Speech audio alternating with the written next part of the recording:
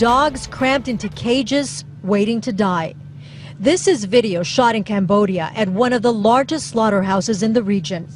Marc Ching, a Sherman Oaks resident, has been on a mission to save these animals. I'm actually going to rescue all these dogs right here. He's also trying to raise awareness about the dog meat industry. They process 250 to 500 dogs a day. And so they come in on these beds and these trucks, and there's hundreds. Since last September, Marc has made rescue trips to different countries. He goes undercover, posing as a buyer. I'm going to begin this segment by noting I'm a dog person. I have two of my own, been raised around them my entire life. They're my kids, the reason I smile every morning. And I become a very different individual when I hear about or witness people being cruel to these animals, or any other for that matter. The dogs have a place in my heart that I will take to the grave and well beyond. It's a main reason why this tale caught our attention. That and a good number of people who tweeted us about our next guest and his story. Every year in China, thousands gather for what is called a festival, but is in actuality one of the more barbaric places on earth for a short time. It is there in a place called Yulin, where upwards of 10,000 dogs, many of them trucked to the site in fetid, overstuffed vehicles, will be slaughtered and eaten as part of a regional delicacy. Stories emerge every year about these animals, bright, intelligent, emotional creatures whose only existence in life is to be a companion. Many still wearing collars and dog tags when they arrive, picked up and randomly sold into butchery. It's not new, been going on for many years. But there's a growing number of people who are determined to end this slaughter, even if it means putting their lives on the line. Our guest is one such individual, a fourth-generation Japanese herbalist and macrobiologist. 5 years ago founded the Animal Hope and Wellness Foundation to rescue locally abused animals in California, and who last year took on the dog meat trade in Asia. It's a pleasure to welcome Marc T. Ching to the Hardline. Marc, thanks so much for joining us. It's going to be tough for me to hold this together because of this being so passionate for me to discuss, but what is it that got you to the point where you said, I see this, I got to get out of my chair, I have to do something right now? Last year I learned about Yulin, the festival you just talked about, and I saw these pictures on the internet. I didn't think it was real, and so I kind of went to see, I just went to kind of investigate, and I found out that it's worse than people think. And since going, I've been stuck out there trying to get them to pass a law to ban the trade based on torture and abuse. Is it fair to say, though, that you are not only fighting people who do this, who don't see a problem with this, but you're fighting generations, because there are people who have this belief that tortured dog meat tastes better or can provide health benefits. And there's also people who say, we've been doing it in our country for generations. What's wrong with you Americans? We use this as food, no big deal.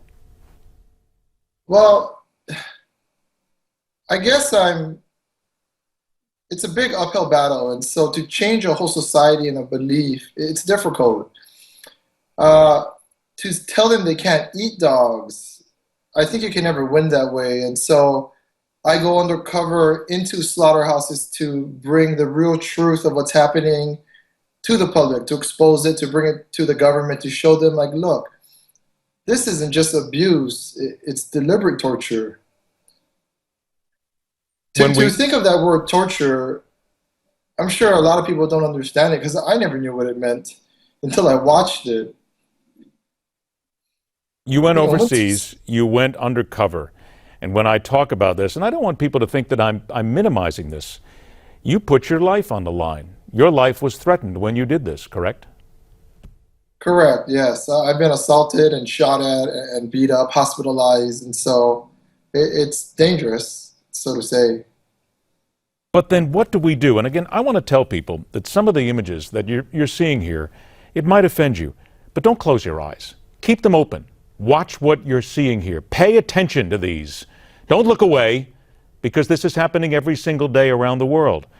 So, Marc, what can we do here in America? We're talking about the other side of the world here, and we're talking about societies that just say, it's not our business, it's not our thing, it's not our job.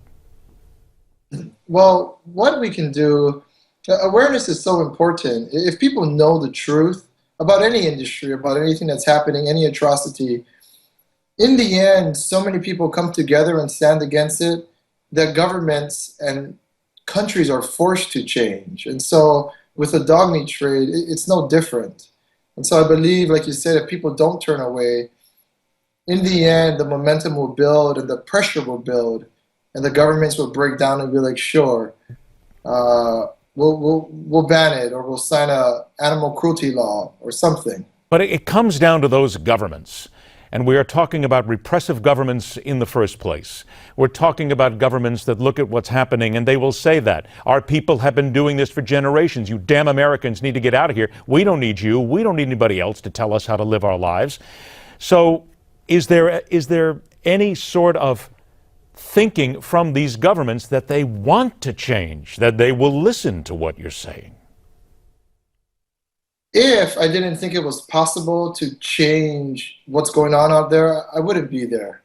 You know, like you said, like it's dangerous. You know, I get assaulted, beat up, and I have children. I have 2 young children, and you know, I have a family responsibility. But in my heart, I know it's going to change. And the reason why is, in the government, there's people who are no different from you and I. They have children. Many of these people have pets. They don't really understand the degree of torture, the degree of abuse and cruelty. And I believe if I can show them, and if I can take them into the slaughterhouse or bring the slaughterhouse to them, that they'll cry like I cry. Well, let me do this, because we're showing some tough pictures right now. Tell us, Marc, when you're talking about this, take a minute, if you will, here. Put it into words what this torture is so that people understand what you saw with your own eyes. Well, I document what they do, and every region's a little different, but most dogs are hung, they're beaten, they'll boil them alive, they'll rehang them, rebeat them. And instead in America, you know, factory farming is a large problem here too, but I would assume that animals die more humanely, where in these countries, the torture is deliberate. I'm trying to punish this dog. I'm trying to torture this dog because it's going to make whoever eats the meat stronger, it tastes better. And so anytime you're trying to, any instance of deliberate torture, I think it makes it more violent or whatever. And so the cruelty, it's unimaginable. I video them burning dogs alive, cutting their chests open, ripping out their intestines, and they won't even kill them. They'll just leave them there so they die from suffering. And it's just, it's wrong. I know that you have rescued some of these dogs. I got about a minute or so left. Tell me about Alfie. Alfie is my dog. You can see him in the background. He's from a slaughterhouse. He was in a meat cage with 4 other dogs. He was the first dog that went inside. The second dog, they crammed him inside as well. The third dog didn't fit. His legs were out, so they broke the dog's legs, pushed him inside. And the 4th dog was this little, long, skinny dog, and they literally like broke him in half, smashed his back, and shoved him in the cage. And so I rescued all of them. He's the only survivor from those 4. He was in the hospital in the ICU for a few months until I brought him home to America. And I ended up keeping him because he had a hard time adapting to normal life, and he was so scared of people. And now his life is totally different, and he's living the dream like we all do. And so it's all about helping one. That's really where it begins. I want to remind everybody here, the pictures you've seen are tough. Get tough. Learn about this. The website to learn more is animalhopeandwellness.org. It's simple. Go and learn about this. Think about what happens here in America, what happens overseas, and how a small donation can help. And I tell you what, Marc, when I go home tonight and honor my 2 kids, I'm going to give you a couple of bucks. And I hope that people do it, and they follow the effort, and they do it as well, because it's important. Marc, we're going to stay in touch with you. Thank you for what you do. Keep doing it. Stay strong, my friend, and we'll do what we can to press on the message. Thanks a lot. thank you. Thanks for having us. That's a hero. Do it for your kids as well. Rock on, true believers. See you tomorrow night.